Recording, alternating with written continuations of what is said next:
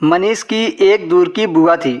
उनका मायका मनीष के ही शहर में था, लेकिन उसके बुआ की शादी पंजाब में हुई थी।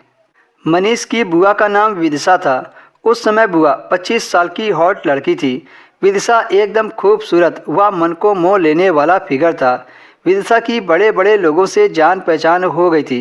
विदिशा बुआ के 2 बच्चे थे, लेकिन फिर भी वो चलती फिरती कम उम्र वाली देवी लगती थी। उनके आस पड़ोस वाले मर्द उनके नाम की पक्का बाथरूम में जाकर हिलाते होंगे। मनीष भी विदिशा बुआ को बहुत मानता था। मनीष उनको बहुत पसंद करता था। विदिशा को देखकर मनीष का मन करता था कि उसे भी ऐसी ही पत्नी मिल जाए तो उसका भी जीवन सफल हो जाए। पास में घर होने के कारण विदिशा बुआ का आना जाना मनीष के घर लगा रहता था और मनीष भी अक्सर अपनी बुआ के घर आता जाता रहता था।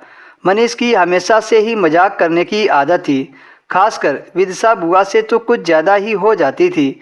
मनीष जब भी अपनी बुआ से मिलता तो आदत के अनुसार मनीष विदिशा से मजाक किया करता था।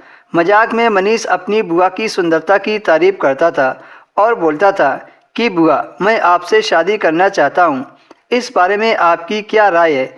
इस पर उसकी बुआ हंस देती थी और कहती थी कि अब तुम बड़े हो गए हो, लेकिन इतनी सारी लड़कियां हैं दुनिया में, मेरी तो शादी हो चुकी है, तुम कोई अच्छी लड़की देखकर शादी कर लो। तब मनीष कहता कि आपकी जैसी सुंदर लड़की इस दुनिया में कहाँ है। चल ठीक है, पर मेरे बच्चे कहाँ जाएंगे? विदिशा हंसते हुए मनीष से पूछती थी। मनीष कहता था कि वो भी हमारे साथ रह लेंगे। ऐसी बातें करके वे दोनों हंस देते थे। ऐसे ही हंसी मजाक चलती रहती थी। मार्च के महीने में मनीष सरकारी नौकरी की तैयारी करने के लिए दूसरे शहर आ गया था। मनीष को नए शहर में आए अभी 2 दिन ही हुए थे, तभी नए नंबर से उसके मोबाइल पर व्हाट्सएप मैसेज आया।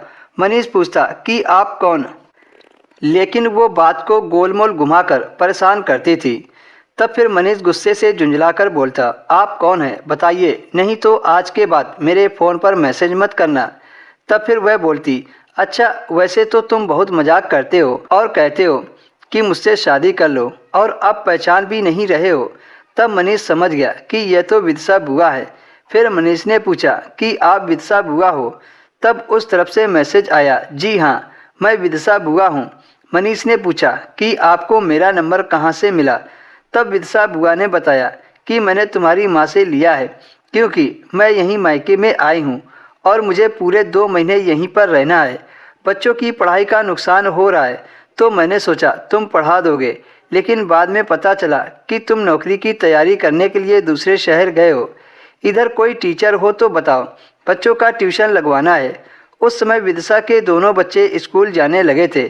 फिर मनीष ने विदिशा को एक टीचर बता दिया और फिर विदिशा से वही पुरानी वाली बातें करने लगा और खूब हंसी मजाक कर लेता था। कई महीने तक ऐसा चलता रहा। फिर जब मनीष अपने घर गया तभी विदिशा बुआ अपने मायके में थी। एक दिन मनीष विदिशा बुआ के घर गया। उस वक्त उसकी बुआ नहा रही थी। मनीष सीधा घर में घुस गया तो देखा उसकी विदिशा बुआ बाथरूम में। दोस्तों, इसके आगे क्या हुआ आपको नेक्स्ट वीडियो में सुनने को मिलेगा।